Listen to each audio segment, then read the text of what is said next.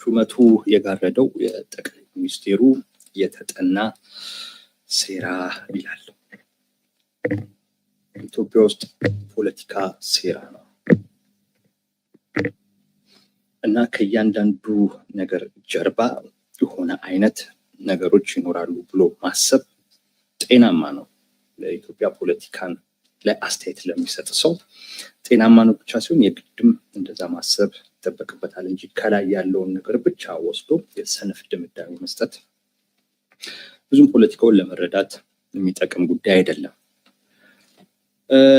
ጄኔራል ታደሰ ወረደ የትግራይ ክልል ጊዜያዊ አስተዳደር ፕሬዝዳንት ሆኖ በዛሬው ዕለት ተሹመዋል። ሹመቱንም በሚመለከት የስልጣን ርክክብ ስነ ስርዓት ሁሉ ተካሂዷል። አቶ ጌታቸው ረዳ ሲያስረክቡ እሳቸው ሲረከቡ የሚያሳይ ነገር ተመልክተናል። ከዚህ ጋር የተያያዘ ነገር ነው የምናነሳው ማለት ነው። ጄኔራል ታደሰ ወረደ ሁላችሁም እንደምታውቁት እንግዲህ ይህንን በቅርብ ስትከታተሉ ከነበራችሁ አቶ ጌታቸው ረዳ ፕሬዝዳንት በነበሩ ጊዜ ምክትል የነበሩ እና አቶ ጌታቸው ረዳ እንዲወሰድ የሚፈልጉትን ህጋዊ እርምጃዎች ሁሉ እሺ ብለው የማይቀበሉ አይነት ሰው ነበሩ። አቶ ጌታቸው ረዳን ያሳጡ ወይም አቶ ጌታቸው ረዳን እጁን ይዞ ያስደበደቡ ሰው ናቸው ይባል። ያን ግን ሲያደርጉ የነበረው አማራጭ ለመሆን ነበር እና አመጣጣቸውን ሁሉ ካያችሁ ጊዜያዊ አስተዳደሩ እጁን ይዘው ውጪ በሚያመፀው አካል እያስደበደቡ ጊዜያዊ መንግስቱ አቅም የሌለው ተደርጎ እንዲታይ አድርገዋል። ይሄን ያደርጉና እዚህ ጋር ደግሞ ወጥተው ችግሩ የህወሓት መከፋፈል ነው፣ ስለዚህ እኛ ገለልተኛ ነን፣ እነሱ የሚፈጥሩት ችግር ነው፣ ይህን ደግሞ በሚመለከት ተነጋግረው ይፍቱት መጀመሪያ አካባቢ። ቀጥሎ ደግሞ ይሄም ለህዝብ የሚጠቅመው አይደለም ብለው ህዝብ ታዲያ ማን ነው የሚጠቅመው ብሎ ሲጠይቅ እሳቸው አእምሮ ውስጥ እንዲመጡለት በሚያስችል አይነት መልኩ ራሳቸውን ያስተዋወቁ ሰው ናቸው። ምን ልላችሁ ፈልጌ ነው፣ ፕሬዝዳንት የሆኑት በራሳቸው የፖለቲካ አካሄድና ብልጠት ነው በራሳቸው እንጂ እነ ዶክተር ደብረጽዮንም መርጠዋቸው አይደለም፣ ጠቅላይ ሚኒስትር አብይ አህመድም መርጧቸው አይደለም። በሁለቱም በኩል ተመራጭ አይደለም። በሁለቱም በኩል ሌላ መምረጥ የማያስችል አይነት ሁኔታ ውስጥ ስለሆኑ ነው እሳቸው የተመረጡት። ለምሳሌ አቶ ጌታቸው ረዳ እንዲወርዱላቸው ብቻ ነበር የነ ዶክተር ደብረጽዮን ፍላጎት። ዋነኛው ፍላጎት ራሳቸውን ስልጣን ላይ ማምጣት ነበር። አቶ ጌታቸው ወርደው ራሳቸውን ማምጣት ነው። ያንን ግን ጠቅላይ ሚኒስቴሩ ሳይቀበሉት ሲቀር እሺ ቢያንስ ምክትላቸው ይሁን ብሎ አቀረቡ።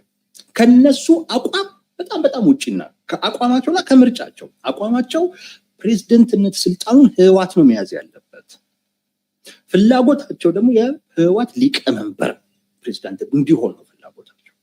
ከአቋማቸው ከፍላጎታቸውም ውጪ ሆነው አቶ ጌታቸው ረዳ ይነሳልን፣ ጄኔራል ታደሰ ወረደን በቃ ያስቀምጥልን ከኛ እንኳን ካልመረጥክ ብለው ነው ምርጫቸው አይደለም። ከአቋማቸውም አንፃር ጄኔራል ታደሰን አማራጭ አድርጎ ማቅረብም አልነበረባቸው። የጠቅላይ ሚኒስቴሩ ምርጫ አልነበሩ።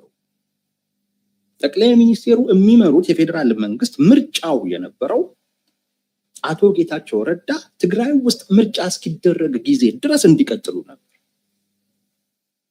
እነዚህ ሁለት ነገሮች ምነግራችሁ አደባባይ ላይ ይወጡ። በሁለቱም በኩል ምርጫ ነበሩ። ጄኔራል ታደሰ ወረደ ራሳቸው ነው ምርጫ አድርገው ያቀረቡት ለሁለቱም ብቸኛ አማራጭ፣ ለሁለቱም መስማሚያ አማራጭ ሆነው ያቀረቡት ራሳቸው ነው። ቅድም እንዳልኳችሁ ጊዜያዊ መንግስቱን እጁን ይዘው አስቀጥቅጠው ሽባ አድርጎ እንዲታይ አድርገው እነዛ ይሄም አይጠቅምም ብለው ራሳቸውን አማራጭ አድርገው የመጡ ናቸው። በነገራችን ላይ በስልጣን ዘመናቸው ትልቁ ችግር የሚሆነው ይሄ ነው። በሁለቱም በኩል ያልተመረጡ ግን ራሳቸው ባደረጉት ጥረት ለሁለቱም ብቸኛ አማራጭ ሆነው የቀረቡ፣ በሁለቱም በኩል የሚጠረጠሩ፣ በሁለቱም በኩል የማይታመኑ ሰው ናቸው ጄኔራል ታደሰ ወረደ። ችግር የሚሆንባቸው ወደፊት ይሄ ነው። ፌዴራል መንግስትም እነ ዶክተር ደብረጽዮንም እንኳን ደስ አላችሁ አላሉ።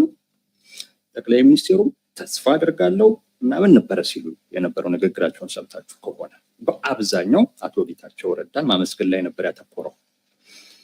እንግዲህ ተቆራርጦ ስለመጣ ያልሰማነው ካለ አላውቅም።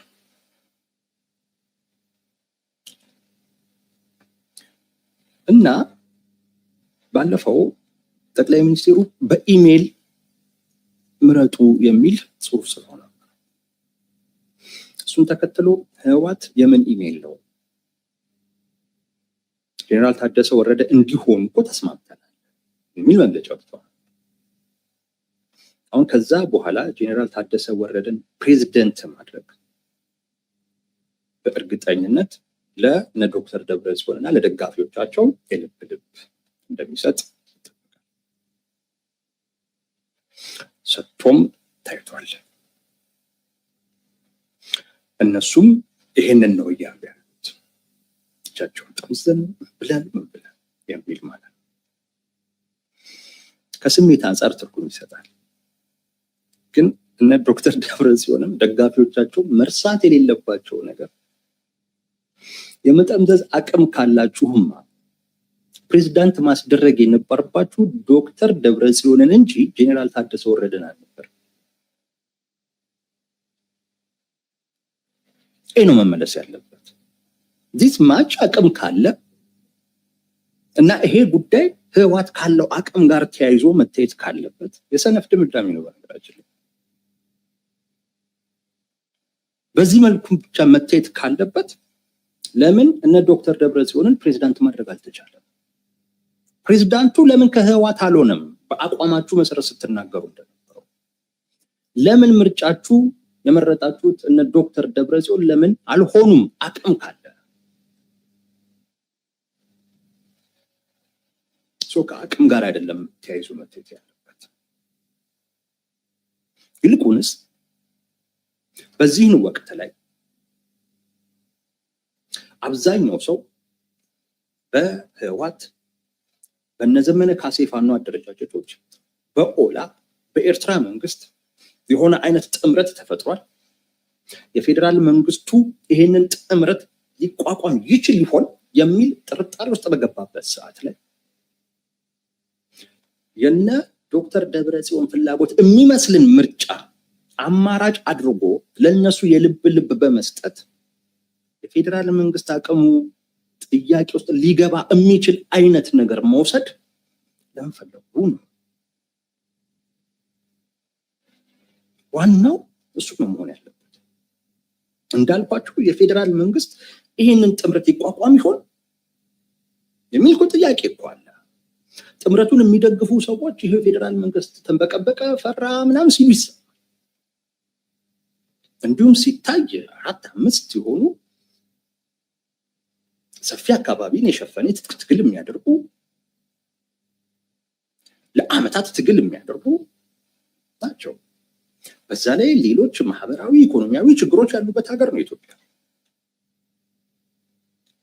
እና የፌዴራል መንግስቱ ይህንን ጥምረት ፈርቷል እየተባለ ባለበት ሰዓት ላይ እነ ዶክተር ደብረጽዮንም ጄኔራል ታደሰ ወረደ እንዲሆን እኮ ተስማምተናል የምን ኢሜል ነው ካሉ በኋላ ጄኔራል ታደሰ ወረደን ፕሬዝዳንት አድርጎ ማምጣት እውነትም የፌዴራል መንግስቱ አቅም ተዳክሞ ይሆን እንዴ ብሎ ሰው የበለጠ ጥርጣሬውን እንዲያምን የሚያደርግ አይነት እርምጃ ጠቅላይ ሚኒስትሩ እንዴት ሊገቡ ቻሉ?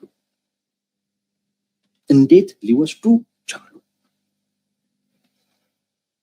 ከዚህ በስተጀርባ ያሲሩት ነገር የለም።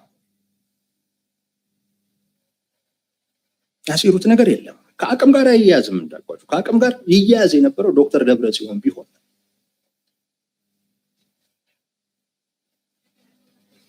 እዚህ ጋር ያሲሩት ነገር የለም ወይ የሚል በደንብ መታየት ያለበት ነገር አለ። እኔ አሲረዋለሁ ወይ?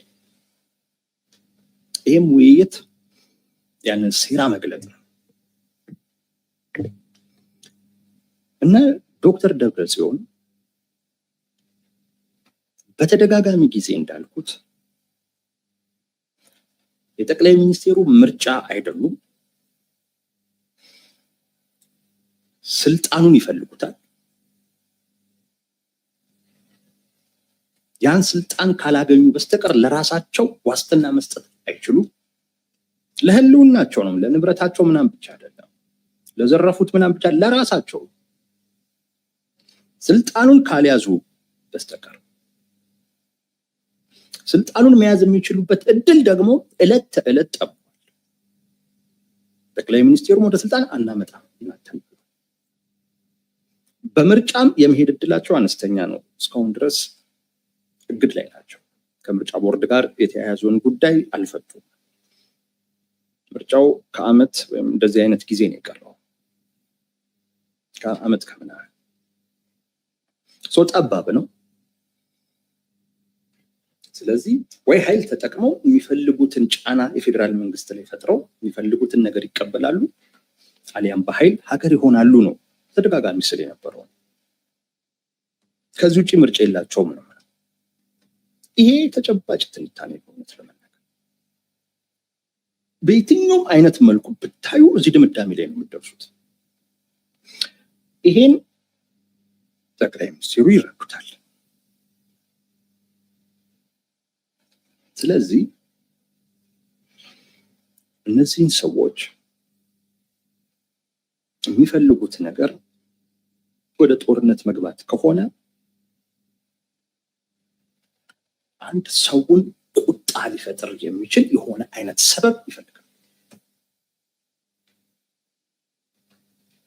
በግምገማቸው ውስጥ እነ ዶክተር ደብረጽዮን በጣም ለመወሰን የተቸገሩት አንዱ ነገር ወጣቱ እንደ ትላንቱ ከኛ ጎን ይቆማል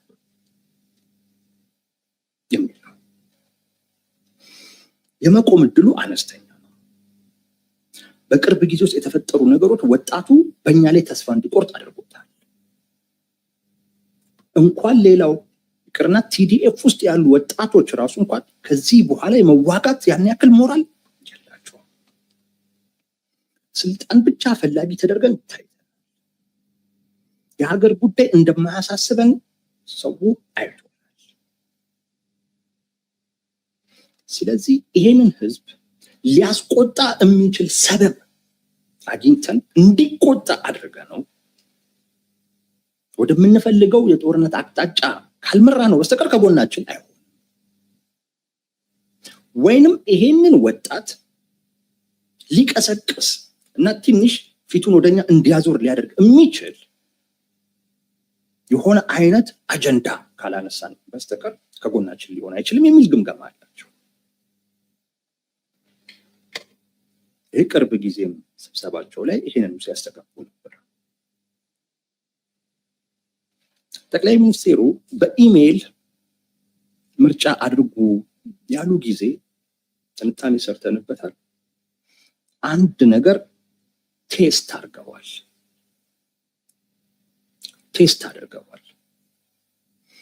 ያም ምንድን ነው? እኔ የራሴን እኔ የምፈልገውን ብመርጥ እና ለትግራይ ህዝብ ይሄ ነው ፕሬዝዳንታችሁ ብል በዚህን ወቅት ላይ እንዴት ይቀበላል? ሪአክሽኑ ምን ሊሆን ይችላል የሚለውን ኢሜይል አድርጉ በሚለው መረጃ ቴስት አድርገውታል። የዛን ሰዓት ላይ ህወሓት ያወጣውን መግለጫ በኋላ ላይ ልምጣበት። ኢቭን የህወሓት ተቃዋሚ የሆኑ አካላቶች ሁሉ ትግራይ ተዋረደች ነው ያሉት። አንዳንዶቹ ይህን ያክልማ አትንቀንም፣ ትግራዋይ ያልሆኑ ሰዎች ራሳቸው እነዚህ ሰዎች ላይ ያለህ የበቀል ጥማት አረካም እንዴ እስከ ማለት ሁሉ ይጠይቁዋል። ህወሓት በዛ ጊዜ ያወጣው መግለጫ ውስጥ 4-5 ነው ጄኖሳይድ ዘር ጨፍጫፊ እያለ መንግስትን ሲከስ ነበር። ለዚያም የኢትዮጵያ መንግስት እያለ የፌዴራል መንግስትም አይደለም። ፕሮግራም ሰርተንበታል። ይሁት የጦርነቱን አማራጭ መርጠናል የሚል ርዕስ ሰጥተናል።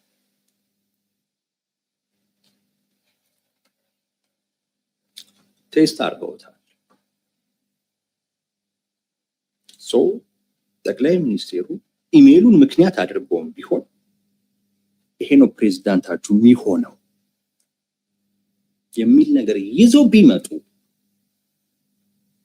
ሌላ ሰው ይዘው ቢመጡ በትግራይ የፖለቲካ ማህበረሰብ ዘንድ ቁጣ እንደሚፈጥር አውቀዋል። ቁጣ ደግሞ እያንዳንዱን አካል ያንን ወጣት ማንጋ ይለጥፈዋል። እነ ዶክተር ደብረጽዮን ጋር ይለጥፈዋል። ያን ቁጣ እነሱ ይጠቀሙበታል። ያን ቁጣ ወስደው ለጦርነት ይቀሰቅሱበታል።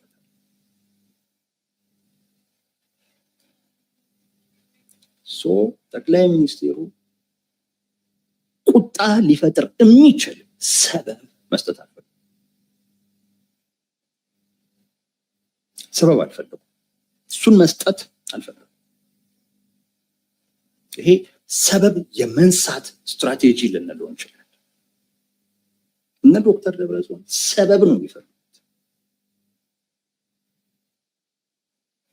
ሰበብ ነው የሚፈልጉት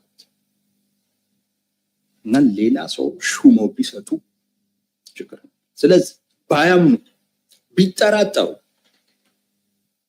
ህወሓት በአደባባይ ወጥቶ እኛ የመረጥነው ጄኔራል ታደሰ ወረደን ነው ስላሉ ከዚህም ቀደምም ስለተወራ ራሱ ጄኔራል ታደሰ ወረደን ማድረግ ፈልጉ። ያ ምን ያደርገዋል? ሰበብ ያሳጣል። ምን ያሳጣል? ምክንያት ያሳጣል። ዞሮ ጠቅላይ ሚኒስቴሩ እሳቸው የሚፈልጉትንም ሰው ፕሬዝደንት ቢያደርጉና ቢሾሙ የሚፈልጉት ነገር አይሰራም። ጌታቸው ረዳ ያልሰራውን ነገር ሌላው ሊሰራው አይችልም። ጌታቸው ረዳ እኮ ማለት ጀግናቸው እኮ ነው። እሱን ራሱ እንኳን ለሱ ምቹ ያልሆነ ነገር ለሌላ ምቹ ሊሆን እንደሚችል መገንዘብ የሚከብዳቸው አይደለም። ሊሆን የሚችለው ነገር ምንድን ነው? አሁንም የበላያችሁ ነኝ እንደፈለኩ አደርጋለሁኝ ብሎ ያንን ቁጣ ነገር ለነሱ ፈጥሮ ይጠቀሙበትን እድል መፍጠር ነው። ያን ቁጣ መፍጠር አልፈለጉም። ምክንያት መፍጠር አልፈለጉም። ይፈልጉትን የፈለጉትን አይደለም፣ በአማራጭ እጦት የጠየቁትን ሰጥቷቸዋል። አንዱ ይሄ ነው። ቁጣ በማህበረሰቡ ዘንድ ላለመፍጠር። አይታችሁ ከሆነ ጠቅላይ ሚኒስቴሩ ከህዝቡ ጋር ኮሚኒኬት እያደረጉ ነው በቋንቋው። ይሳካላቸዋል አይሳካላቸውም ሌላ ጉዳይ ሆኖ ግን ህዝቡን ለመነጠል ፍላጎት እንዳላቸው ግን ያሳያል። ህዝቡን ከነጌታቸው ከነ ዶክተር ደብረጽዮን የመነጠል ፍላጎት ያለው አካል ህዝቡና እነ ዶክተር ደብረጽዮን ሊገናኝ የሚችሉበትን ስሜት የሚፈጥር ሰበብ አይሰጥም። ወይም ከመስጠት ይቆጠባል ወይም ላለመስጠት ይጠነቀቃል። እኔ ያየሁት አንዱ የዚህ ጥንቃቄ አካል የሆነ እርምጃ ነው። ሌላኛውና ዋነኛው ሴራ ግን እነ ደብረጽዮን በበቂ ሁኔታ አልተከፋፈሉም።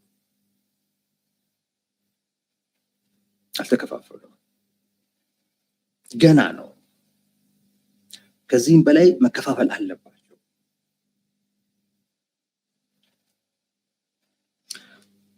ከአቶ ጌታቸው ረዳ ጋር የነበረውን ክፍል በተወጡበት መንገድ ተወጥተውታል። አሁንም እርስ በርስ ንትርካለ። በጦርነት እንሂድ፣ አይ ጦርነት አያዋጣንም የሚል የነ ዶክተር ደብረጽዮንና የነ ዓለም ገብረዋህድ ደግሞ የሚባል ቡድን ደግሞ አሁን ተፈጥሯል። እየሰማን ያለ ይሄ ባለበት አይነት ሁኔታ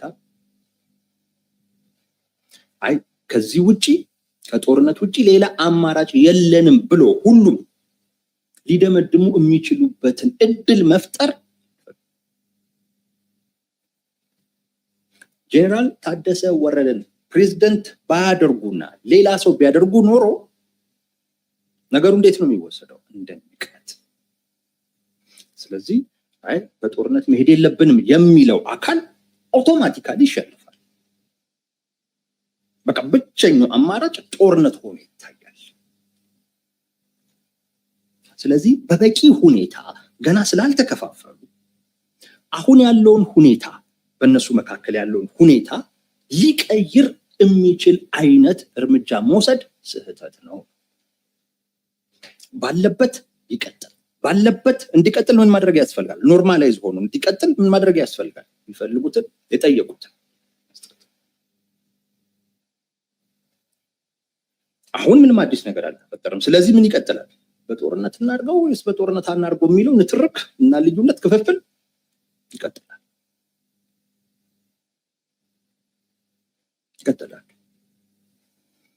ጠቅላይ ሚኒስትሩ ይሄንን ያሰሉት ይመስለኛል።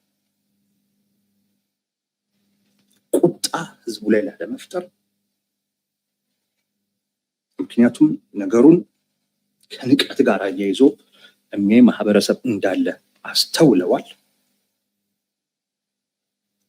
የተዘጋጀ ጭምር ነበር። እስቲ የሚያመጡትን አይተን እንላለን የሚል አትጠራጠሩ። ሌላ ሰው አምጥቶ ቢሆን ኖሮ ይሄ ሁሉ ከነ ዶክተር ደብረጽዮን ተለይቶ የነበረው አካል በሙሉ ነው ብሎ ወደዛ ነበር የሚሰባሰብ። ራሱ እነሱ መካከል ላይ ያለው በጦርነት እንሂዳይ ትንሽና ልዝበው የሚሉ አካላቶች ከዚህ በኋላ ይሄ አይነት ንትርክ አያስፈልግም ባይ ነው የሚሆኑት። አንድ ነው የሚሆኑት። ምክንያቱም ነገሩን እንደ ጭቆና እንደ ጥቃት ነው። ብሔርተኝነት ደግሞ እንዲህ አይነት ነገር ሲመጣ ያሰባስባል። ጠቅላይ ሚኒስትሩ ይሄን መስጠት አልፈለጉም። በዚህ ነው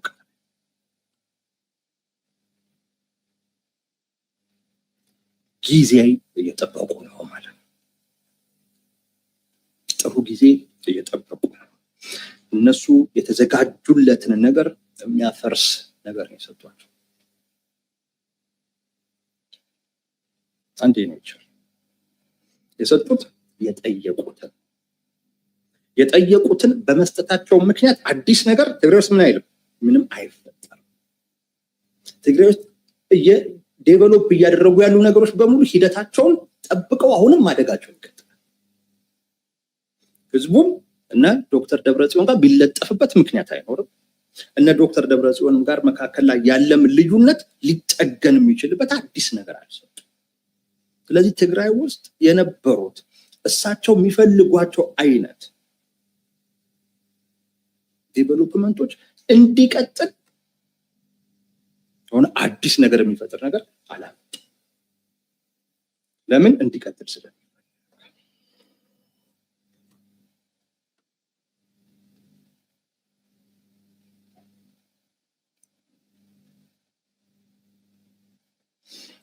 ሁለተኛው ማየት ያለባችሁ የሰጡበት መንገድ ነው። የሰጡት በአማራጭ ጦት የጠየቁትን ሰው ነው። እንደገና ደግሞ የሰጡበትን መንገድ ደግሞ ማየትም ተገቢ። የሰጡበትን መንገድ ካያችሁ ስነ ስርዓት አዘጋጅተው የስልጣን ርክክብ የሚባል ስነ ስርዓት አዘጋጅተው ለምን ያስፈልጋል? ግራ ነው የገባኝ። ለሳቸው ግን አስፈልጓል። ስነ ስርዓት ተካሂዶ የዓለም አቀፍ ማህበረሰብን የሚወክሉ ዲፕሎማቶች፣ አምባሳደሮች፣ የስራ ኃላፊዎች ባሉበት ደመቅ ያለ ሴሬሞኒ ተዘጋጅቶ ነው የተባለው እና በዛው ውስጥ ማስተላለፍ የፈለጓቸው ነገሮች አሉ። አንደኛውና ሁሌም የምንለው ሸዋሚም ሻሪም እኔ ነኝ የሚለው ሶስት ሰዎች ነበሩ። አንደኛው ሸዋሚ ናቸው፣ አንደኛው ስልጣን አስረካቢ፣ ሌላኛው ስልጣን ተረካቢ ነው። ሸዋሚዎቹ ሁለት አልነበሩም፣ አንድ ነው። ጠቅላይ ሚኒስቴሩ ናቸው። በቃ እነ ዶክተር ደብረጽዮን አልተጋበዙም፣ ታዳሚም አልነበሩ። እነሱ በሚሉት አይነት መንገድ የድርድር ውጤት ነው ከተባለ መኖር ነበረባቸው። ግን ጠቅላይ ሚኒስቴሩ እኔ ነኝ የምሾመው እኔ ነኝ የምሽረው የሚለውን ነገር አሳይተውበታል። እዚህ ላይ ብዙ አንሄድም። አንዱ ያደረጉት ነገር በዚህ ውስጥ ለዓለም አቀፉ ማህበረሰብ ጋር ያስያዙት ቀብድ ነው። ይሄ ስነ ስርዓት በፌዴራል መንግስትና በትግራይ ኃይሎች መካከል ያለው ግንኙነትን የዓለም አቀፉን ማህበረሰብ ትኩረት ያገኛል። ስለዚህ በእያንዳንዱ ጉዳዮች ላይ የዓለም አቀፉ ማህበረሰብ አይን አለ፣ ጣልቃ ገብነት የዓለም አቀፉን ማህበረሰብ ወደ ራስ በመሳብ ሚዛኑን መቀየር ጠቅላይ ሚኒስትሩ ሁሌም ይፈልጋሉ። ህወሓትም ወደ ራሱ በመውሰድ ሚዛኑን መቀየር ሁሌም ይፈልጋሉ። ሚዛን አስጠባቂ ነው የዓለም አቀፉ ማህበረሰብ። ምንድን ነው ያደረጉት? ሰላማዊ የሆነ የስልጣን ሽግግር መለመድ ያለበት መቀጠል ያለበት የሚል ነገር ነው ያደረጉት። ኢንኬዝ በጄኔራል ታደሰ ወረደና በነ ዶክተር ደብረጽዮን መካከል አለመግባባት እንኳን ቢፈጠር በሰላማዊ መንገድ የነበረን የስልጣን ሽግግር ያከሸፉት ሁሌም ጦርነት ስለሚፈልጉ ነው የሚል ቀብድ ከወዲሁ ለማስያዝ ነገ ከነገ ወዲያ የጄኔራል ታደሰ ወረደ አስተዳደር ከነ ዶክተር ደብረጽዮን እንቅፋት ቢገጥመው በዛ እነ ዶክተር ደብረጽዮንን ለማሳጣትና የዓለም አቀፉን ማህበረሰብ ከራሳቸው ጎን ለማድረግ ሲሉ ያስያዙት ቀብድ አድርጋችሁ ትወስዱት ትችላላችሁ።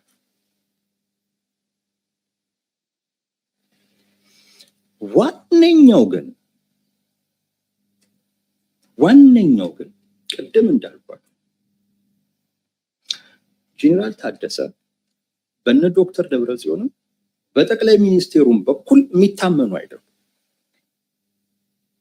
የጠቅላይ ሚኒስቴሩም ስብስብ የሚጠረጥራቸው ናቸው፣ እነ ዶክተር ደብረጽዮንም የሚጠረጥሯቸው ናቸው።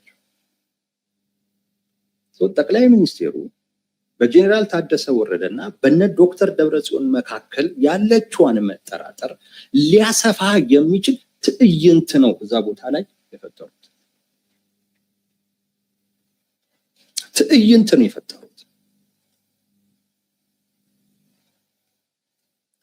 ስምንት ነጥቦችን የያዘ ተልዕኮ ላይ ፈርመው ነው የተቀበሉት። ያን ተልዕኮ የሰጠው ማን ነው? ጠቅላይ ሚኒስትር አብይ አህመድ። ተቀባይ ጄኔራል ታደሰ ወረደ፣ እማኝ እነ ጌታቸው ረዳ እና የዓለም አቀፉ ማህበረሰብ አባላት። በእነዚህ ሁሉ ፊት ተፈናቃዮችን በአስቸኳይ ለመመለስ፣ ትጥቅ በአስቸኳይ ለማስፈታት፣ ህግ ከማስከበር አኳያ ህግ እየጣሱ ያሉ አካላቶችን እንዲታቀቡ ለማድረግ፣ ህገ መንግስታዊ ስርዓቱን ለማስከበር። ምክንያቱም እዛ ከሌሎች አካላቶች ጋር ከሌሎች ኃይሎች ጋር ግንኙነት የሚፈጥሩ አካላቶች ስላሉ፣ የፕሪቶሪያን ስምምነት ለማፍረስ የሚንቀሳቀሱ ስላሉ እሱም በሚመለከት ህገ መንግስታዊ ስርዓቱን ለማስከበር ብለው ቃል ገብተው ተልዕኮ ተቀብለው ነው ይሄዱት። ህግ የሚጥሰው አካል እዛ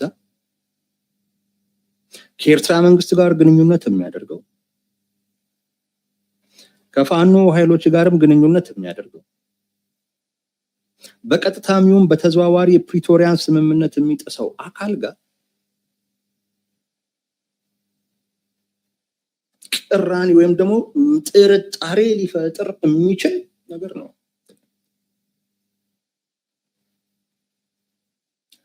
at the same time ሲሰጡ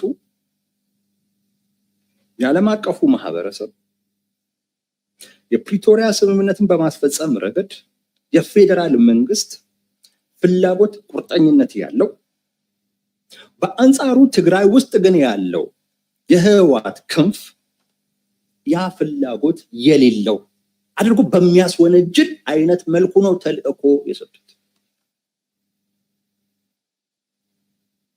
ፌደራሉ መንግስት ይሄ ተልእኮ ይፈጸምልኝ ብሎ በዓለም አቀፉ ማህበረሰብ ፊት ነው የሚሰጠው እና ሲሰጥ ምን እያለ ነው? ግዙፍ ወንጀል የሚሰሩ አሉ፣ እነሱ በሚመለከት ህግ አስከብር እያሉ ከኤርትራ መንግስት ጋር ግንኙነት የሚያደርጉ አሉ። አንብቡት ስምንቱን ተልእኮ። እዚህም ላሳያችሁ ይችላሉ፣ ወይም ግን አጠቃላይ ሶሻል ሚዲያ ላይ የተለቀቀ ስለሆነ ዩቲዩብም እንዳለ ስለሚያሳያችሁ ብዬ ትንሽ ላንብብላችሁ መሰለኝ። አሁን እንኳን የጠቀስኳቸው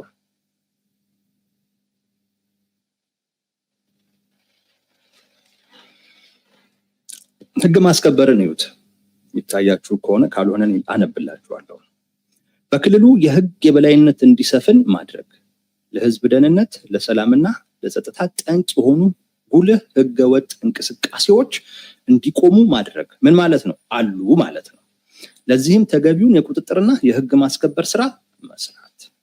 ይህን የሚያደርጉ አሉ ማለት ነው። ለሰላም እና ለጸጥታ ጠንቅ የሆኑ ጉልህ ህገወጥ እንቅስቃሴዎች የሚያደርጉ አሉ። ስለዚህ እነሱ እንዲቆሙ ማድረግ አንዱ ተልእኮ ነው። ሌላኛው ከህገ መንግስታዊና አምስተኛው ከህጋዊ ስርዓት ከሀገር ሉዓላዊነትና ከፕሪቶሪያ ስምምነት ያፈነገጡ ግንኙነቶችና እንቅስቃሴዎች እንዲቆሙ ማድረግ። ምን አለ ማለት ነው? እኚህ እንቅስቃሴዎች አሉ ማለት ነው። በዚህ እንቅስቃሴዎች ውስጥ የተሳተፉ አካላት አሉ ማለት ነው። ህገወጦች አሉ፣ ህገ መንግስታዊ እና ህጋዊ ስርዓትን የሚጥሱ ከኤርትራ መንግስት ጋር የሚገናኙ የፕሪቶሪያ ስምምነትን ለማፍረስ የሚንቀሳቀሱ አሉ ማለት ነው። ይህንን ተልእኮ አሉ ማለት ነው። አንደኛ ዓለም አቀፉ ማህበረሰብ እንደዛ እንዲያይ የሆነ ነው። ትግራይ ውስጥ ግዙፍ ወንጀል የሚፈጽሙ አሉ፣ ከኤርትራም ጋር የሚገናኙ አሉ። አያውቅም ማለት አይደለም፣ ግን እንደዛ ማያውቁም እንኳን ካሉ እንደዛ እንዲያውቁ እየተደረገ ነው። ሌሎቹ መልስ በማይሰጡበት አይነት ሁኔታ ማለት ነው። ይሄ አንድ ዓለም አቀፉን ማህበረሰብ የሆነ አይነት ፐርስፔክቲቭ ማሳየት ነው። ሌላኛው ግን ይሄንን የሚያደርጉ አካላቶችና በእነሱ አካላቶችና በጄኔራል ታደሰ ወረደ መካከል ያለውን ጥርጣሬ ማስፋት ነው።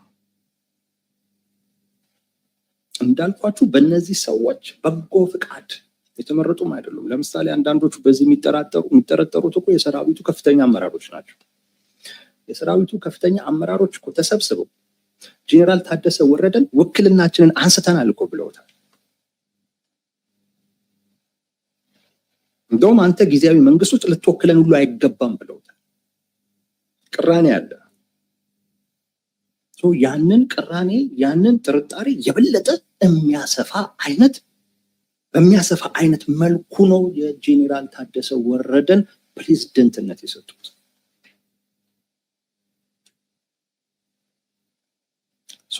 ያሰሉት ስሌት አለ እንጂ እንዲሁ ህወሓቶች ስለጠየቁ የነሱን ፍላጎት ለማሟላት ብቻ ተብሎ የተደረገ አይደለም። ይሄንን ነገ ከነገ ወዲያ በሁለቱ መካከል ያለው ውጥረት ሌላ መልክ ይዞ ሲመጣ ጠቅላይ ሚኒስትሩ ወጥተው እኛ እኮ ለሰላም ስንል ጌታቸውን አንሱልን ስንባል አነሳ፣ ጄኔራል ታደሰ ወረደን አምጡልን ስንባል አመጣ ብለው ሁሉ የሚያወሩት ጉዳይ ነው። እዛ ድረስ ነው የሚሄዱበት። እንዲሁ ዝም ብለው የሰጡት ጉዳይ አይደለም። ቅድም እንዳልኩት አንድ እነ ዶክተር ደብረጽዮን የሚፈልጉት አንዳች የሆነ ስህተት አለ ከፌዴራል መንግስት። ከዛ የሚመጣ ህዝብን የሚያስቆጣ ነገር ህዝቡን ወደ እነሱ እንደሚገፋ ስለሚያውቁ ጠቅላይ ሚኒስትሩ ያለ አለመስጠት ተጠንቅቀዋል። ሁለተኛ ያለው መከፋፈል እንዲቀጥል አዲስ ነገር ብጨምርበት ይሄ መከፋፈል ሂደቱን ሊያቆም ስለሚችል ሂደቱ እንዲቀጥል የሚጠይቁትን ተሰጥቷል። የተሰጠበትን መንገድ በዓለም አቀፉ ማህበረሰብ በሚያሳጣቸው እና በፕሬዝዳንቱና በእነሱ መካከል ያለውንም ጥርጣሬ በሚያሰፋ አይነት መልኩ ነው። ለዛ ነው የተጠና ሴራ አለው ብለው ማለት ነው። ኢትዮጵያ ውስጥ ፖለቲካ እንደዚህ ነው የሚሄደው። በዚህ ደረጃም መታሰብ ነው ያለበት። አንዳንዶችን ግን ሳይ የሰነፍ ድምዳሜ ነው። በቃ ህወሓት ጠየቀ፣ ከዛ በኋላ ጠቅላይ ሚኒስትሩ ሰጠ። ስለዚህ ምን ሆነ? የህወሓትን ጫና መቋቋማቸው ይገባኛል። በዛ በኩል እንደዛ ሊረዱት እንደሚችሉ ኤኒዌይስ ይሄንን ነው የሚመስለው።